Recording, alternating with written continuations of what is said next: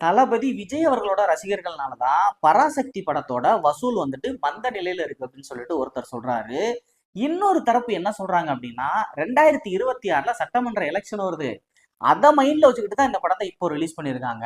இந்த படத்தினால எப்படி சட்டமன்ற எலெக்ஷன்ல ஒரு தரப்போட வாக்கு வந்துட்டு அதிகரிக்கும். குறிப்பா இந்த படத்துல ஹீரோவா சிவகார்த்திகேயன் நடிக்கிறதுக்கு முன்னாடி வேற ஒருத்தர்கிட்ட இந்த படத்தோட கதையை பத்தி சொல்லி அவர் இந்த படத்தை வந்து ரிஜெக்டும் பண்ணாரு. தமிழ் மக்களோட வழியை வந்துட்டு அவ்வளவு உணர்ச்சி பூர்வமா மக்கள் கிட்ட கடத்த வேண்டிய விஷயத்துல சுதா கங்கோரா வந்துட்டு தோத்துட்டாங்க அப்படின்னு தான் சொல்லணும். இவங்க பிறப்பால தமிழும் கிடையாது, ஆந்திராவை சேர்ந்தவர்கள் அப்படிங்கிற விஷயத்தையும் நம்ம இந்த இடத்துல மென்ஷன் பண்ணி தான் ஆகணும். உண்மையாவே அறிஞர் அண்ணா தான் ஃபர்ஸ்ட் இந்தி திணிப்புக்கு அகைன்ஸ்டா போராடினாரா அப்படின்னு பாத்தீங்கன்னா அது கிடையாது.